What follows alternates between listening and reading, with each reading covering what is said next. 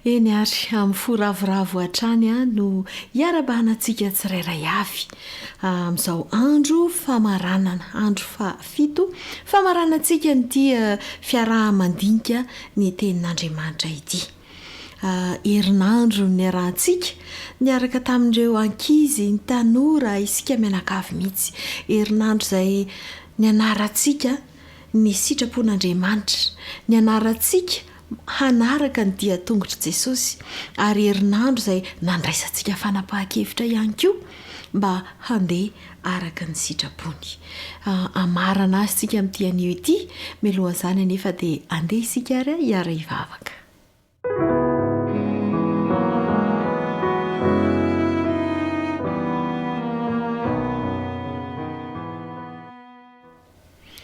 Tompo malala, rainay tsara indrindra sy any an-danitro.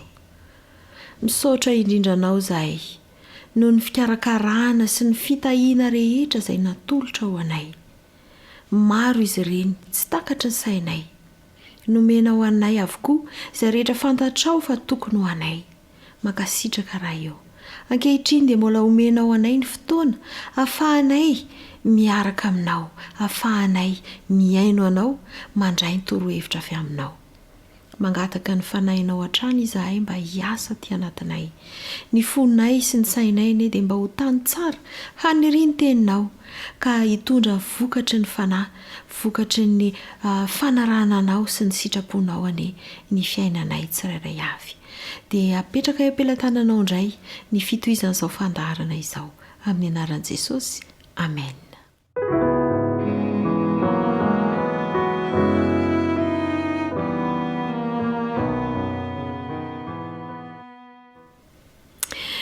Eny ary ny androany indray dia loha hevitra vaovao, ray sady farany. Kanefa ny loha hevitra lehibe izay ny arahantsika dia ny hoe antomotra ny andro Hody aho. Ho an'ny ankizy sy ny tanora dia hoe ho haiko ve ny fiaviany. Ary raha vao maheno an'izany isika ankizy dia efa fantatritsika sady hoe inona re no andeha ho resahana ao anatin'izany.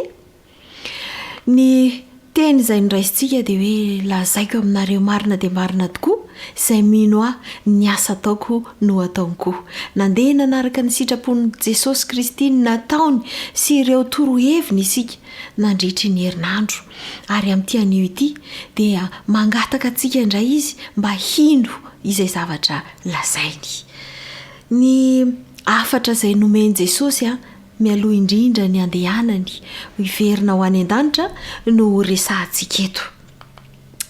Ny Jaonina 4:10 andiny voalohany ka hatramin'ny 7 dia misy afatra izay nomeny Jesosy ny mpianany, ary matoa nomena ny mpianany dia omena antsika ihany koa. Zaraina ho an'ny olona rehetra maneran-tany amin'ny taona sy ny fotoana rehetra izay mbola hiainana eto amin'ity tany ity. Andeha ho vakiantsika izany afatra nomeny Jesosy izany. Rehefa andeha izy dia izao ny ataony. Aza malahelo ny fonareo, minoa an'Andriamanitra ary minoa ahy koa. Ao an-tranony raiko misy fitoerana maro. Raha tsy izany dia efa nilaza taminareo aho. Fa andeha hanamboatra fitoerana ho anareo aho. Ary raha andeha hanamboatra fitoerana ho anareo aho dia ho avy indray ka handray anareo any amiko, ka izay toerako no hitoeranareo koa. Izay ilay afatra nolazainy Jesosy. Aza malahelo izy. Rehefa lasa dia izao andeha fa hanamboatra fitoerana ho anareo. Hamboatra fonenana, ary izay ny resahantsika ilay hoe antomotra ny andro Hody aho. Fonenana izay hoditsika hiarahantsika monina amin'i Jesosy Kristy. Tsy nijanona teo am-bavan'i Jesosy izany afatra izany, natolo ny mpianany izany, fa eny fa na ny anjely ary ny anjely ny voalohany indrindra nanamafy izany filazahany Jesosy izany. Andeha ho jerentsika ny asan'ny apôstôly 1 andiny ny 10 ka hatramin'ny sy ny 11 hoe asan'ny apôstôly 1 andiny ny 10 sy ny 11. Rehefa niakatra tany an-danitra Jesosy dia nisy anjely niseho tamin'ireto mpianatra ireto. ary raha mbola nandinika ny lanitra izy ireo tamin'ny nandehanan'i Jesosy, indreo nisy roalahy teo anilany ny akanjo fotsy, izay nanao hoe: ry lehilahy Galaliana, nahoana no mijanona eto mijery ny lanitra ianareo? Iny Jesosy izay nampiakarina niala taminareo ho any an-danitra iny dia mbola ho avy tahaka ny nahitanareo azy niakatra ho any an-danitra. Anjely no nanampy izany fanazavana izany tsy niandry ela, fa tamin'ny fotoana izay nandehanan'i Jesosy niakatra ho any an-danitra dia rehefa nianahana teo ireto mpianatra hoe lasa ilay mpampianatra, dia anjely no nilaza hoe iny Jesosy iny anie mbola ho avy tahaka ny nahitanareo azy niakatra, dia ohatr'izay ihany koa no ahitanareo azy rehefa ho avy izy. Vaovao mahafaly izany, ary tsy nijanona teo amin'ny anjely fa ireo mpianatra Jesosy dia mbola nizarany izany hatrany hatrany. Ijaona ilay mpianatra zandry indrindra, ilay mpianatra tiany Jesosy, dia rehefa izy moa ny farany velona teto ambonin'ny tany tamin'ireo mpianatra ireo, dia nanoratra indray izy tao amin'ny Apokalipsy toko voalohany 17.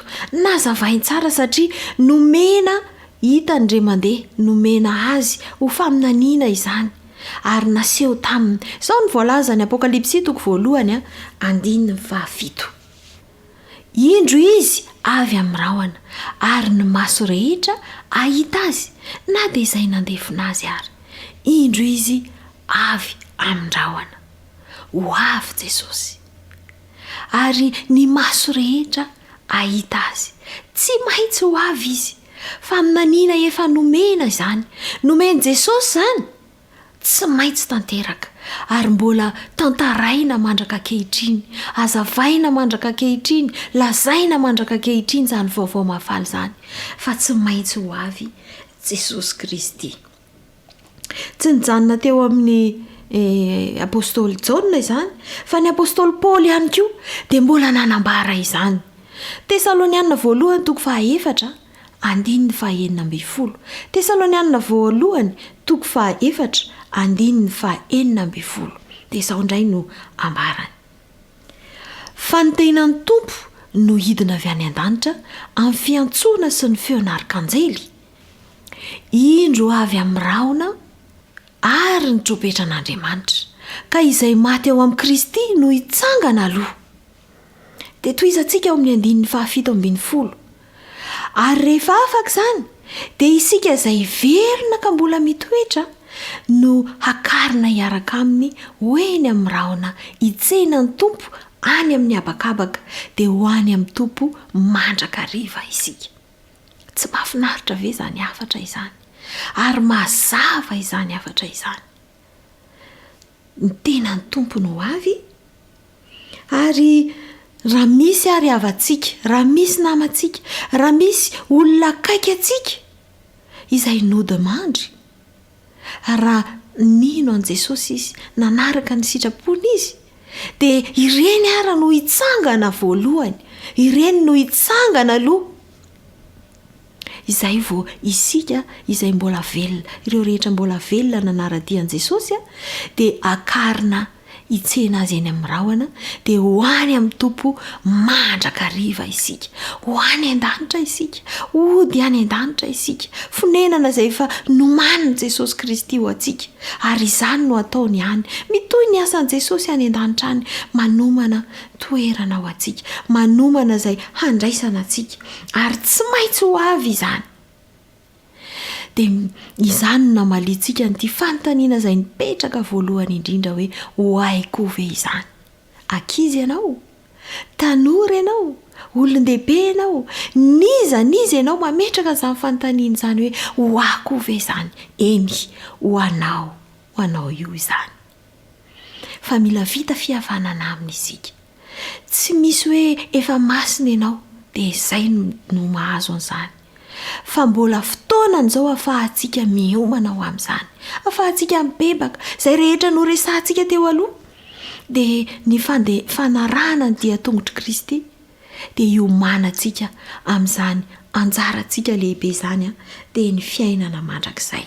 Fifaliana lehibe no andraisantsika n'izany andro izany. Andro lehibe sy makotroka izany, ary andro mahavelom-panantenana izany, andro feno fifaliana izany. Ilay andro hiavian' Jesosy izay tsy maintsy ho avy izy tsika, izay hitondrany antsika hody indray any amin'ilay toerana izay fa nomanino antsika, fonenana izay tsara indrindra, tsy misy ranomaso, tsy misy tsony ny aretana, tsy misy tsony ny alahelo, fa ny tsara indrindra no efa nomanino antsika. Andriamanitra nefa tsy manery antsika, tsy manery izy rakizy malalatra tanora nizaniza manaraka izao fandarana izao, tsy manery izy fa nisafiditsika ihany. Avela nisafidy malalaka isika, fa ny fanontaniana dia hoe aiza no mety izy anao. Hiakatra hamonjy ilay fonenana izay hoditsika ve, sa ho tavela ho may miaraka amin'ity tany izay be fahoriana ity. Tena tiantsika io Andriamanitra io, tiany ho zaraina amintsika ilay fitiavany lehibe, ary miantso antsika izy, miantso antsika foana izy hoe avy, andao, arao, minoa, ti avy ianao. Anapa-kevitra isika androany, betsaka izay fanapa-kevitra efa noraisitsika izay, fa amin'ity anio ity dia anapa-kevitra isika hoe Jesosy eo, vonina, te hiaraka aminao aho. Fantatro fa tsy maintsy ho avy ianao, ary fantatro fa tianao ho raisina aho, dia anao sitraponao vonina ny ho raisinao rehefa tonga eny amin'ny raolanitra ianao. Andeha hoentintsika mbavaka izany.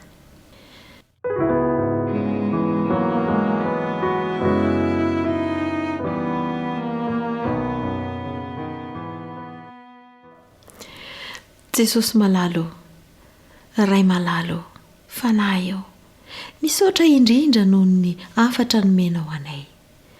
Misaotra noho ny fifaliana izay nomenao anay, ny fanantenana izay nomenao anay koa tamin'ity anio ity. Fanantenana izay Jesosy mihitsy no niteny, namafisin'ny anjely, ireo apôstôly ary ireo rehetra izay manantena anao ny fiavianao dia mizara sy milaza an'izany. Misaotra noho izany fanantenana izany.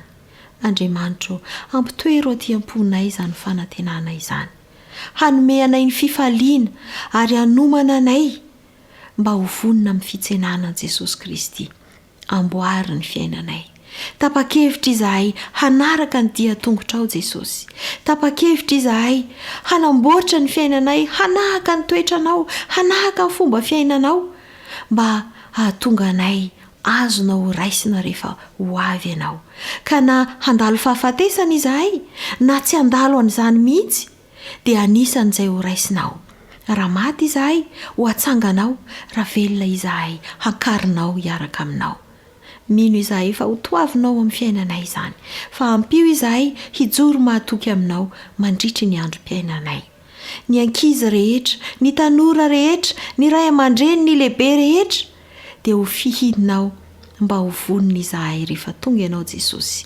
Amin'ny anaran'i Jesosy zokinay irery ihany no hanonanay izany vavaka izany. Amen.